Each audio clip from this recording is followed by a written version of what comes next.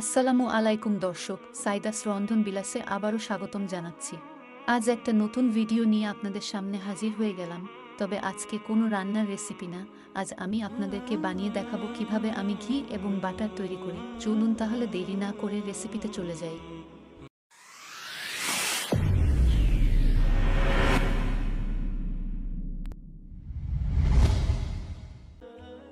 প্রথমে আমি দেখাবো দুধ দিয়ে ক্রিম তৈরি করে আমি কিভাবে বাটার ও ঘি তৈরি করি। এজন্য আমি একদিন আগেই 1.5 লিটার দুধ জাল করে ফ্রিজে রেখে দিয়েছিলাম। ফ্রিজ থেকে 10 মিনিট আগেই দুধ বের করে রেখেছি ক্রিম তৈরি করার জন্য। এজন্য লাগবে একটা পানির বোতল। বোতলটা এরকম খাঁজকাটা থাকতে হবে, প্লেন বোতলে সহজে ক্রিম উঠতে চায় না। এসরটাকে দুধসহ বোতলের মধ্যে ঢেলে নেব। একটা কাঁটা চামচ ও একটা নলের সাহায্যে আমি বোতলে দুধ ও সরটাকে ঢেলে নিলাম। এই বোতলের মধ্যে দুধ অর্ধেক নিতে হবে, বাকি অর্ধেক বোতল খালি রাখতে হবে। এবারে এই বোতলটাকে এভাবে 10 থেকে 12 মিনিট ধরে ভালোভাবে ঝাঁকিয়ে নিতে হবে। ঝাঁকাতে ঝাঁকাতে এক সময় এভাবে ক্রিম তৈরি হয়ে যাবে। আপনারা ঠিক কতটুকু বুঝতে পারছেন জানি না, তবে ভালোভাবে খেয়াল করলে দেখতে পাবেন। এবার একটা বলের মধ্যে দুধ বের করে অন্য একটা বাটিতে ক্রিম বের করে নিচ্ছি। এই অবশিষ্ট যে দুধগুলো থাকবে এগুলো আমরা সব কাজে ব্যবহার করতে পারবো। দেখুন 1.5 কেজি দুধে আমার এতটুকু ক্রিম হয়েছে। এখন বরফ সহ কিছু ঠান্ডা পানি দিয়ে এভাবে এটাকে ধুয়ে নিতে হবে। ধোয়ার এক পর্যায়ে ক্রিমটা শক্ত হয়ে বাটারে পরিণত হয়ে যাবে।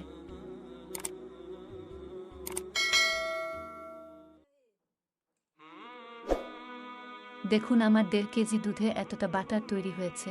এবারে আমি আপনাদেরকে দেখাবো আমি সরের ঘি কিভাবে তৈরি করি। আমি প্রতিদিন দুধ জাল করার পরে ঠান্ডা হলে দুধ থেকে সর তুলে একটা বাটিতে স্টোর করি। সমস্ত সর ব্লেন্ডারের সবথেকে বড় জারের মধ্যে ঢেলে দেব। দিয়ে দেব বেশ কিছু ঠান্ডা পানি। এবারে ব্লেন্ড করে নিলে শক্ত হয়ে যাবে।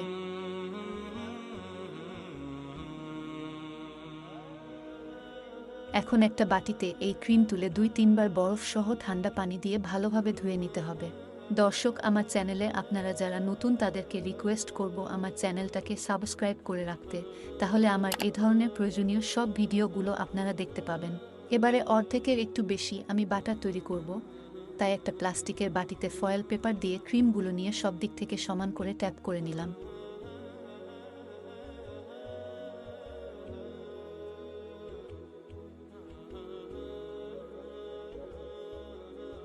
ফ্রিজের নরমাল পোর্শনে 1 রাতের জন্য রেখে দিলাম। অবশিষ্ট ক্রিম দিয়ে আমি আপনাদেরকে ঘি তৈরি করে দেখাবো। চলুন তাহলে ঘি বানাতে চলে যাই। একটি প্যানের মধ্যে সমস্ত ক্রিম ঢেলে দিলাম। চুলাটা জ্বালিয়ে দিলাম। এবার আস্তে আস্তে ক্রিম গলতে থাকবে। ক্রিম গলে আসলে এটাকে একটি হাতার সাহায্যে নাড়তে থাকবো।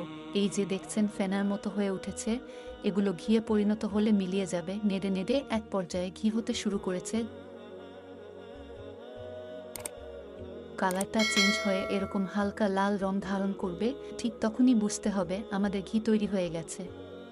কাচের জারে ভরে আপনাদেরকে দেখাচ্ছি। এখানে আমার 250 গ্রামের বেশি ঘি হয়েছে। আমি বাটারটা একটু বেশি করে রেখেছি, কারণ আমি চাইলেই বাটার দিয়ে আবার ঘি তৈরি করে নিতে পারবো। তাছাড়া আমার বাসায় বাটার বেশি প্রয়োজন হয়, এক্ষেত্রে আপনারা আপনাদের প্রয়োজন মতো বানিয়ে নেবেন। দর্শক, আমার চ্যানেলে আপনারা যারা নতুন তাদেরকে রিকোয়েস্ট করব আমার চ্যানেলটাকে সাবস্ক্রাইব করে রাখতে, তাহলে আমার এ ধরনের প্রয়োজনীয় সব ভিডিওগুলো আপনারা দেখতে পাবেন।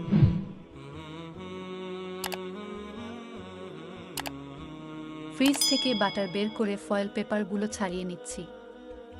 দেখুন বাটারটা শক্ত হয়ে গেছে। এখন কেটে পিস করে আপনাদের দেখাচ্ছি। দেখুন কত সুন্দর হয়েছে বাটারগুলো। এই বাটার দিয়ে অনেক রকম রেসিপি তৈরি করব।